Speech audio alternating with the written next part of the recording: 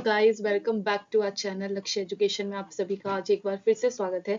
आज के सेशन में हम पॉलिटिकल साइंस का एक और टॉपिक द कोल्ड वॉर को हम लोग कवर करने की कोशिश करेंगे।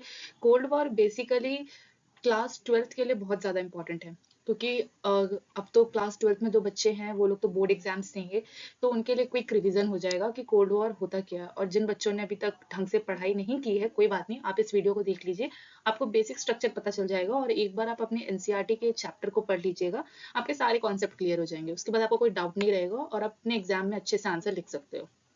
तो कोल्ड वॉर बेसिकली ये जो सेशन में शुरू कर रही हूँ, ये मेनली क्लास 12th के लिए होने वाला है। क्लास 12th के बहुत सारे टॉपिक को मैं इस मंथ कवर करने की कोशिश करूंगी, जिससे क्लास 12th के आने वाले बोर्ड्स में उन बच्चों को हेल्प हो सकेगी। तो चलिए आज का सेशन शुरू करते हैं कि कोल्ड वॉर क्या होता है। कोल्ड वॉर के वर्ड से आपको क्या लगता है, कोल्ड वॉर क्या है? कोल्ड वॉर इसीलिए क्योंकि ये सर्दी में हुई थी काफी फन सी बात है, पर कोल्ड वॉर को हम कोल्ड वॉर इसलिए नहीं कहते क्योंकि वो सर्दी में हुई थी। उसके पीछे एक बहुत इंपॉर्टेंट रीजन है, जैसे कि मैंने अपने फर्स्ट स्लाइड पे लिखा हुआ है, the cold war was called cold because the featured heavyweight the Soviet Union and the United States means USA were nominally at peace। मतलब कोल्ड वॉर को हम लोग कोल्ड वॉर इसीलिए कहते हैं, मतलब ठंडा इसीलिए कहते हैं क्योंकि इतना मुश्किल, इतना बड़ा जो एक बीच में एक संघर्ष चल रहा था दो यूनियंस के बीच में, दो देशों के बीच में, और इतना कुछ होने के बाद भी काफी शांति से रहा, कोई बड़ा वॉर नहीं हुआ, इसीलिए हम इसे कोल्ड वॉर बोलते हैं। तो आई होप आपको बेसिक एक स्ट्रक्चर पता चल गया कि कोल्ड वॉर को हम लोग कोल्ड वॉर क्यों बोलते हैं। तो चलिए आगे की स्लाइड में हम लोग पढ़ते हैं कि कोल्ड वॉर आखिर होता क्या है। अगर हम लोग कोल्ड वॉर को देखें तो सबसे पहले तो आपको दो तीन चीजें अपने माइंड में रखना चाहिए कि जो कोल्ड वॉर है, वो कोल्ड वॉर को हम लोग हिंदी में क्या बोलते हैं, शीत युद्ध। और शीत युद्ध जो है वो दो महाशक्तियों के बीच में होती है, यानी कि टू मेन कंट्रीज होती है। एक तो होती है द सोवियत यूनियन यानी कि यूएसएसआर, और दूसरा होता है द यूनाइटेड स्टेट्स मतलब यूएसए। इन दो महाशक्तियों के बीच के संघर्ष को हम लोग क्या बोलते हैं, कोल्ड वॉर। तो ये सबसे मेन वर्ड है कि आपसे पूछा जा सकता है एक नंबर के क्वेश्चन में, कोल्ड वॉर किन के बीच में हुई थी। तो आंसर क्या होगा इसका, द यूएसएसआर यानी कि the Soviet union and the United states मतलब यूएसए के बीच में हुई थी। और इनका पीरियड क्या था, कौन से टाइम में हुआ था, 1945 टू 1991। बर्लिन की दीवार जब गिरी थी उसके बाद कोल्ड वॉर खत्म हो गया था, वो एक इसका अंत माना जाता है, जो कि मैं नेक्स्ट सेशन में कवर करूंगी, इसका जो नेक्स्ट चैप्टर है उसमें। तो फिलहाल हम अभी इसको कवर करेंगे, जो इसका बेसिक आपको पता चल जाए कोल्ड वॉर होता क्या है। तो cold war was a period 1945 to 1991 of geopolitical tension. एक जियोपॉलिटिकल टेंशन थी, ये लाइन वर्ड की पॉइंट आपको याद रखना है, geopolitical tension between Soviet union and it's satellite states the eastern European states and the United States with its allies, the Western European countries after World War II। तो world war second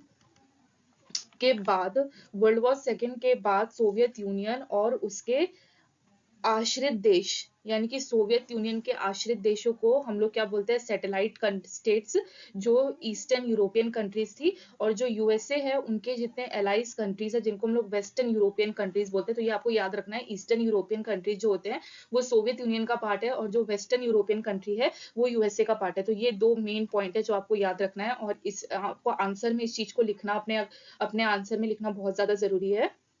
तो उन दोनों देशों के बीच के तनाव को, जो एक टेंशन चल रहा था, कौन सा टेंशन चल रहा था, जियोपॉलिटिकल टेंशन चल रहा था। तो जियोपॉलिटिकल टेंशन जो चल रहा था उसको हम लोग क्या बोलते हैं, कोल्ड वॉर। अब कोल्ड वॉर क्यों, क्योंकि इतना टेंशन, जियोपॉलिटिकल टेंशन, इतना टेंशन होने के बाद भी इस वॉर ने एक वो रूप नहीं लिया, एक भयानक रूप नहीं लिया, जो एक पीस के साथ, एक शांति के साथ ये वॉर चलती रही, इसीलिए हम इसे क्या बोलते हैं, कोल्ड वॉर।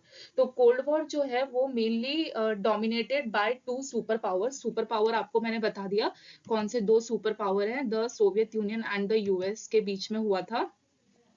तो जो यूएसए है वो कैपिटलिस्ट है यानी कि पूंजीवादी है। जो इनकी आपसे क्वेश्चन और पूछा जा सकता है कि दोनों की आइडियोलॉजी क्या है। तो आइडियोलॉजी क्या है, तो आपसे पूछेंगे कि बताओ कि यूएसए की आइडियोलॉजी क्या है। तो यूएसए जो है वो पूंजीवादी देश है, कैपिटलिस्ट। ओके, और जो सोवियत यूनियन कम्युनिस्ट है यानी कि साम्यवादी देश है। समाजवादी देश है। तो फिर यहाँ पे क्या है, the term cold is used because there was no large scale fighting directly between the two sides. जैसे कि मैंने आपको पहले ही बताया कि दोनों साइड से कोई एक भयानक फाइट नहीं हुई, एक पीस के साथ सब कुछ चलता रहा, इसलिए हम इसे क्या बोलते हैं, कोल्ड वॉर। तो आई होप आपको बेसिक चीजें पता चल गया। आपको इस स्लाइड में 2-3 चीजें बहुत इंपॉर्टेंट है जो आप जितने भी 12th के स्टूडेंट्स हैं उनको याद रखना है अपने एग्जामिनेशन के लिए, कि जो कोल्ड वॉर है वो कब हुआ था। सेकेंड वर्ल्ड वॉर के टाइम पे, सेकेंड वर्ल्ड वॉर जब खत्म हुआ था 1945 टू 1991, उसके बाद जो 1991 उसके बाद किनके बीच में हुआ था, Soviet union and the USA, और एक जियो पॉलिटिकल टेंशन चल रही थी उनके बीच में। और ये कब हुआ था, आफ्टर वर्ल्ड वॉर सेकेंड। दो सुपर पावर कौन कौन सी थी, the Soviet union and the United state means USA. और इनकी आइडियोलॉजी क्या थी, यूएसए की आइडियोलॉजी थी कैपिटलिस्ट, वो लोग पूंजीवादी थे, और सोवियत यूनियन साम्यवादी थे यानी कम्युनिस्ट। और कोल्ड वॉर को हम लोग कोल्ड वॉर क्यों बोलते हैं ये आपको पता चल गया इस स्लाइड से। तो ये बेसिक नॉलेज थी जो सबको पता होना चाहिए। आई होप आप सबको सब कुछ समझ आ गया हो। यहाँ पे कुछ नोट करने वाली बातें हैं जो आपको ध्यान से देखना है, कि जो एलाइड कंट्रीज हैं, एलाइड कंट्रीज यानी कि सहयोगी देश, एलाइड कंट्रीज मतलब सहयोगी देश। सहयोगी देश किनके बीच में आते हैं, सहयोगी देश के बीच में कंट्रीज आती हैं जैसे कि अमेरिका, यूके यानी कि यूनाइटेड किंगडम, फ्रांस और etcetera. Lead to who were lead by USA, इनको कौन लीड कर रहा था, यूएसए, यूएसए लीड कर रहा था। और अगर हम लोग सोवियत यूनियन को देखें तो सोवियत यूनियन आश्रित देश, सोवियत यूनियन जैसे कि अमेरिका का जो था वो था एलाइड कंट्रीज, एलाइड कंट्रीज यानी कि सहयोगी देश। वैसे ही सोवियत यूनियन है, सोवियत यूनियन का क्या है, आश्रित देश, जिसे हम लोग सैटेलाइट स्टेट्स बोलते हैं, के बीच में एक दोनों सारी कंट्रीज इन दोनों देशों के बीच में बट गई थी। तो जो उनकी जो अमेरिका के साइड जितनी कंट्रीज थी उसको हम लोग क्या बोलते हैं, एलाइड कंट्रीज, एलाइड कंट्रीज यानी कि सहयोगी कंट्रीज। और जो सोवियत यूनियन के सपोर्ट में थी उसको हम लोग बोलते हैं सैटेलाइट स्टेट्स यानी कि आश्रित देश, तो उनके आश्रित देश बोलते हैं। तो जो यूएसए, जो सोवियत यूनियन है उसको हम लोग यूएसएसआर बोलते हैं, जिसका फुल फॉर्म में यूएसएसआर है, तो वो भी आपको याद रखना है कि union of Soviet socialist Republic, तो आपको इसे याद रखना है। और जो ये स्टेट है जो यूएसएसआर है सबसे पहले 1922 में स्टेब्लिश हुआ था। इसमें बहुत सारी कंट्रीज आती हैं ना, वो आपको आगे मैं भी बताऊंगी कौन कौन सी कंट्रीज आती हैं, तो ये आपको याद रखना है। अब reasons of cold war, cold war के मेन रीजंस क्या थे। तो during the cold war allied countries, जैसे मैंने एलाइड कंट्रीज बताया, सहयोगी countries, USA, UK, France and Soviet union fought together against the axis power Nazis, Germany, Japan, Austria. However, this wartime alliance could not work out after World War II due to multiple factors. मतलब जो second world war में जो सहयोगी देश थे, मतलब America, Britain, France और जो सोवियत यूनियन के धुरी शक्तियां, एक्सेस पावर को हम लोग धुरी शक्ति बोलते हैं हिंदी में, जो धुरी शक्ति थी जैसे कि नाजीज, जर्मनी, जापान, ऑस्ट्रिया के बीच में एक संघर्ष चल रहा था। उस संघर्ष ने कोल्ड वॉर का रूप लिया और दो महाशक्तियों के बीच में पूरी दुनिया बट गई। वो दो महाशक्तियां कौन सी थी, the Soviet union and the United states, United states मतलब यूएसए और सोवियत यूनियन यूएसएसआर। तो यूएसएसआर जो अभी उनका जो एक लीडर है वो मान लो वो जैसे कि अभी रशिया है, तो उसी को हम बोलते हैं सोवियत यूनियन यूएसएसआर। तो आई होप आपका इस पेज का जो सबसे, इस स्लाइड का सबसे इंपॉर्टेंट था एलाइड कंट्रीज और सैटेलाइट कंट्रीज, यूएसएसआर का फुल फॉर्म क्या होता है, 1922 में स्टेब्लिश हुआ था। और रीजन बिहाइंड जो मेन था वो यही था कि दोनों के बीच में जो सेकेंड वर्ल्ड वॉर के बाद जो दो फैक्टर्स में, दो चीजों में जो सारी कंट्रीज बट गई, उसके बाद जो एक वॉर का रूप लिया उसको हम लोग कोल्ड वॉर बोलते हैं। जब सारी दुनिया दो महाशक्तियों में बट गई थी, सुपर पावर्स में डिवाइड हो गई थी, तो उस समय जियो पॉलिटिकल टेंशन चल रहा था, पर वो टेंशन एक पीस के साथ चलता रहा था, कोई एक महान वॉर का रूप नहीं लिया जिससे लोगों का नुकसान हो, एक पर्टिकुलर डिजास्टर हो, ऐसा कुछ हुआ नहीं, जिसके कारण इसे हम लोग कोल्ड वॉर बोलते हैं। तो कोल्ड वॉर में दो पैक्ट्स बहुत इंपॉर्टेंट है, बहुत सारे पैक्ट्स है पर मैंने इस स्लाइड में बहुत इंपॉर्टेंट चीजें रखी है जो बोर्ड्स के लिए बहुत इंपॉर्टेंट है। जैसे कि सबसे पहले नाटो, नाटो का फुल फॉर्म क्या होता है, नॉर्थ अटलांटिक ट्रीटी ऑर्गेनाइजेशन, और दूसरा है वारसा पैक्ट। तो ये दोनों पैक्ट के नाम आपको बहुत अच्छे से याद रखना है। जो नाटो है, तो नाटो का फुल फॉर्म याद रखना है। तो नाटो में क्या हुआ था, 1948 में ब्रुसेल डिफेंस ट्रीटी हुई थी, तो उसपे हस्ताक्षर, उसपे सिग्नेचर किए गए थे। सिग्नेचर करने के बाद जो अमेरिका, कनाडा, पुर्तगाल और डेनमार्क, आइसलैंड, इटली, नॉर्वे जैसी जो कंट्रीज थी, वो शामिल हो गई इस ट्रीटी के अंदर। तो जो ये ट्रीटी की गई, तो अप्रैल 1949 में नाटो का गठन किया गया। तो नाटो का गठन कहाँ पे हुआ, अमेरिका की तरफ से, यानी कि यूएसए की तरफ से। तो यहाँ पे लिखा हुआ है, यहाँ पे Brussels defence treaty was joined by the USA, Canada, Portugal, Denmark, Iceland, Italy, Norway. This lead to the formation of the North Atlantic Treaty Organization NATO in April 1949. तो आपको ये लाइन बहुत अच्छे से याद रखनी है, कौन कौन सी कंट्रीज इसमें ज्वाइन हुई थी, और ये बना कब था, अप्रैल 1949 को। तो ये नाटो था। तो नाटो में एक हस्ताक्षर जब किया गया, तो एक एग्रीमेंट साइन हुआ कि किसी भी देश पे अगर हमला होता है, तो उस हमले को वो उन जितने देश इसमें सम्मिलित हुए हैं, जितने देश इसमें शामिल हुए हैं, अगर उनमें से किसी भी देश पे हमला होता है, तो वो हमला केवल उस देश पे ना मान के अपने सभी देशों पे मानेंगे, और सब एक साथ सहमत होके उसके खिलाफ कार्रवाई करेंगे। तो एक संयुक्त कमान के तहत रखने पर सहमत हुए ये सभी देश कि सब एक साथ काम करेंगे, एक जॉइंट कमांड होगा, focus under a joint command. तो फिर एक एग्रीमेंट साइन किया गया। तो एक अटैक किसी एक कंट्री पे होता है, तो वो सब पे मानेंगे, और एक फोकस किया गया कि defence forces under a joint command. तो फिर आपको ये लाइन भी याद रखनी है। अब आई होप आपको नाटो क्लियर हो गया होगा। नाटो में फुल फॉर्म क्या है वो आपको बहुत अच्छे से याद रखना है। अगर हम वार्सा पैक्ट देखें, तो वार्सा पैक्ट यूएसएसआर की तरफ से बनाया गया था, और ये बना था 1955 में। Was sign between Russia and her satellite states यानी कि आश्रित देश जितने भी आते हैं, किसके अंडर, जितने भी रशिया के सपोर्ट में थे, यूएसएसआर के सपोर्ट में थे, तो वो सारे वार्सा पैक्ट पर हस्ताक्षर करते हैं। कब करते हैं, 1955 में। तो ये West Germany membership of NATO. तो फिर ये चीज आपको याद रखना है बहुत अच्छे से, ये बहुत इंपॉर्टेंट लाइन है, वार्सा पैक्ट और नाटो। तो इसको आप एक बार पढ़ लीजिएगा और उसको शॉर्ट नोट बना लीजिएगा कि एग्जाम टाइम पे आपको रिवीजन में काफी ज्यादा हेल्प मिले। अगर हम अगले देखें, मिलिट्री ब्लॉक्स जितने भी थे, तो जैसे कि बहुत सारे ब्लॉक्स में बहुत सारे संगठन बन गए थे छोटे छोटे। जैसे कि सबसे पहला हम नाटो मैंने आपको पिछले स्लाइड में पढ़ाया, नॉर्थ अटलांटिक ट्रीटी ऑर्गेनाइजेशन। तो उसमें कौन कौन सी कंट्रीज आती है, वो कंट्री के नाम इधर है, जैसे Canada, Denmark, Norway, Portugal, Iceland, Britain, France, Belgium, बहुत सारे कंट्रीज है इसमें, स्पेन, टर्की। तो आपको ये सारी कंट्रीज के नाम आपको याद रखने होंगे। पेपर में आ सकता है कि कंट्रीज इनमें से कौन सी कंट्री नहीं है, बताइए। तो ऐसे एक नंबर के क्वेश्चन में पूछ लेते हैं, 1 या 2 नंबर में। तो फिर आप इसको याद रखें, ज्यादा बेटर रहेगा। फिर एक बनी थी सीटो, जो ये लीड बाय यूएसए था, जो South East Asia treaty organisation. तो इसमें कौन सी कंट्रीज आती है, Britain, France, Australia, New Zealand, Thailand, Philippines, Pakistan. तो ये सारी कंट्रीज है, सीटो के पार्ट है। अब आता है सेंटो जो है वो सेंट्रल ट्रीटी ऑर्गेनाइजेशन है, जो 1958 में बनी थी। इसमें Britain, Turkey, Iraq, Pakistan, Iran, सारी कंट्रीज आती है। तो इन कंट्रीज के नाम आपको याद रखने हैं, कौन कौन सी कंट्रीज है। वार्सा पैक्ट जैसे सोवियत यूनियन ने बनाया था, तो इसमें पोलैंड, हंगरी, रोमानिया जैसी कंट्रीज आती हैं। तो आपको इन कंट्रीज को याद रखना है। और उसके बाद जो बहुत एक इंपॉर्टेंट क्वेश्चन जो आता है, वो होता है क्यूबा मिसाइल क्राइसिस के ऊपर। क्यूबा मिसाइल क्राइसिस एक ऐसा क्राइसिस है जिसपे पर्टिकुलर मैक्सिमम एग्जाम्स में क्वेश्चन आते ही आते हैं। तो जो ये था, ये क्यूबा मिसाइल जो संकट बोलते हैं हम इसे हिंदी में, ये 1962 में हुआ था। तो क्यूबा मिसाइल संकट को शीत युद्ध का एक चरम बिंदु, एक मेन पॉइंट कहा जाता है। शीत युद्ध जो था, सोवियत संघ और अमेरिका के बीच जितने भी देशों के तनाव थे, उसका एक चरम बिंदु माना जाता है। क्योंकि शीत युद्ध, जब क्यूबा मिसाइल संकट हुआ था, तो फिर सोवियत यूनियन ने मिसाइल खड़ी कर दी थी। तो फिर पर वो मिसाइल 13 डेज तक रही थी, पर वो चली नहीं थी। तो इसके ऊपर मैं एक शॉर्ट वीडियो बनाऊंगी, एक शॉर्ट आएगा जिसमें काफी एक्सप्लेन, क्यूबा मिसाइल क्राइसिस एक एक्सप्लेनेशन रहेगा। तो अगर आप उसको देख लोगे तो आपका सब डाउट क्लियर हो जाएगा।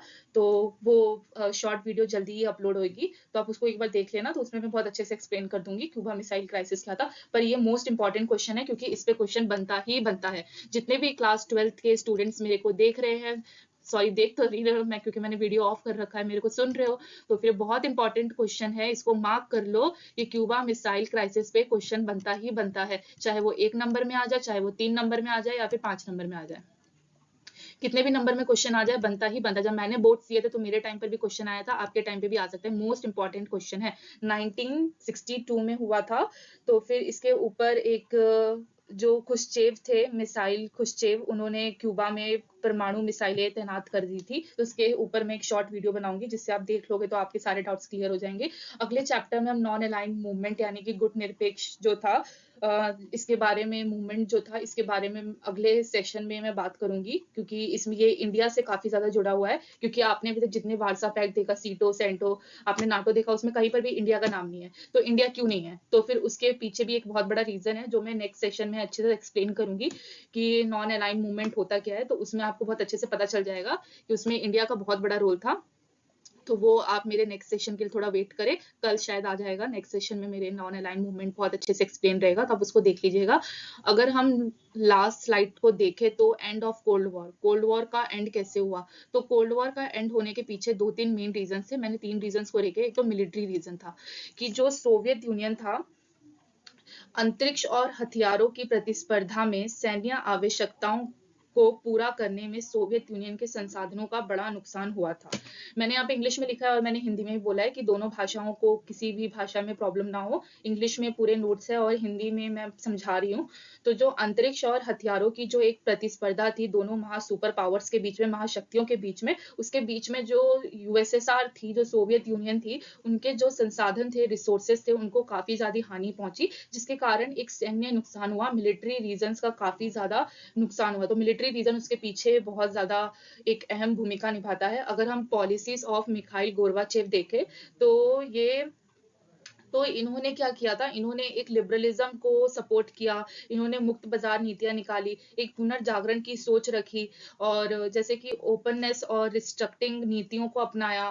तो ऐसी बहुत सारी जो नीतियों को, नए नए नीतियों को जो इन्होंने अपनाया, जिसके कारण लोगों के बीच में असंतोष फैला, एक लोगों के बीच में विश्वास नहीं हुआ, इसके कारण अनएम्प्लॉयमेंट, पॉवर्टी, इकोनॉमी फॉलिंग होनी शुरू हो गई। ऐसे बहुत सारी प्रॉब्लम्स क्रिएट होने लग गई, डेमोक्रेसी कम होने लग गई, उसके खिलाफ बहुत सारे मूवमेंट्स होने लग गए उनके कंट्रीज में, जिसके कारण जनता में असंतोष फैला और एक पश्चिमी विचारधारा बढ़ा। जो वेस्टर्न कल्चर था वो जो यूएसएसआर था उसमें काफी ज्यादा डेवलप होने लगा, फैलने लगा, जिसके कारण लोगों में प्रतिस्पर्धा फैली, लोगों में असंतोष फैला, जो एक बहुत बड़ा कारण रहा था पॉलिसीज ऑफ मिखाइल गोर्बाचेव का।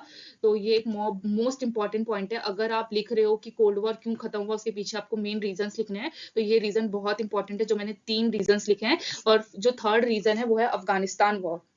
जो सोवियत यूनियन और अफगानिस्तान का जो वॉर हुआ था 1979 टू 1989 में, वो एक बहुत इंपॉर्टेंट रोल निभाता है हमारा यूएसएसआर का विघटन होने में, यानी कि उसके खत्म होने पर। कि इसलिए निभाता है क्योंकि इससे जो एक सैन्य, जो एक मिलिट्री रिसोर्सेस थी, उसको काफी ज्यादा हानि पहुंचती है, एक इकोनॉमी डिजास्टर होता है, इकोनॉमी लॉस होता है, जिसके कारण अफगानिस्तान वॉर के कारण, जिसका असर हमारे सोवियत यूनियन पे पड़ता है, यूएसएसआर पे पड़ता है। तो इसका कंक्लूजन क्या निकलता है? पहले जो 2 महाशक्तियां थी, एक था अमेरिका और दूसरा यूएसएसआर था। दोनों में, क्योंकि यूएसएसआर तो अब खत्म हो गया और अमेरिका एक यूनिपोलर कंट्री में, बायोपोलर से यूनिपोलर कंट्री में टर्न हो गया, यानी कि बदल गया। पहले जहां 2 महाशक्तियां थी, अब केवल एक ही महाशक्ति का वर्चस्व रह गया। वो कौन सी महाशक्ति थी? अमेरिका। तो अभी भी अमेरिका है। जो पॉलिटिकल साइंस का क्लास 12 का 3rd चैप्टर है, उसमें उसके ऊपर एक चैप्टर भी है जो मैं एक्सप्लेन करूंगी। अभी फ्रेंड्स, जो मैं अभी सेशन एक शुरू कर रही हूँ, वो मेनली क्लास 12th के ऊपर होने वाला है। क्लास 12th के बोर्ड्स आने वाले हैं, तो एक मैं शॉर्ट वीडियो सारे चैप्टर से थोड़ा थोड़ा करके डालूंगी, कि अगर आप इसको देख लोगे, जिस बच्चे ने पढ़ाई नहीं की है, हो सकता है उसके पीछे कोई रीजन हो, कोई बात नहीं, आप इस वीडियो को देख लो, एक बार अपने नोट्स पढ़ लो जो मैम ने या सर ने क्लास में लिखवाया हो, तो उससे आपको काफी हेल्प मिल जाएगी और आपके मार्क्स अच्छे आ सकते हैं। और मैं जो पीपीटी में पॉइंट्स डालती हूँ, मोस्ट इंपॉर्टेंट पॉइंट्स है। तो जैसे कि मैंने एंड ऑफ कोल्ड वॉर के जितने भी डाले, कोल्ड वॉर के एंड के पीछे कौन से कारण थे, तो ये 3 कारण सबसे इंपॉर्टेंट थे। अगर आप अपना आंसर लिख रहे हो तो इन 3 को मेंशन करना मोस्ट इंपॉर्टेंट है। तो आप इस पे ध्यान दें और अच्छे तरीके से पढ़ाई करें, और अगले सेशन में मैं और बहुत इंपॉर्टेंट पॉइंट्स को कवर करने की कोशिश करूंगी। चलिए बाय बाय, आज के लिए बस इतना ही। Thank you so much.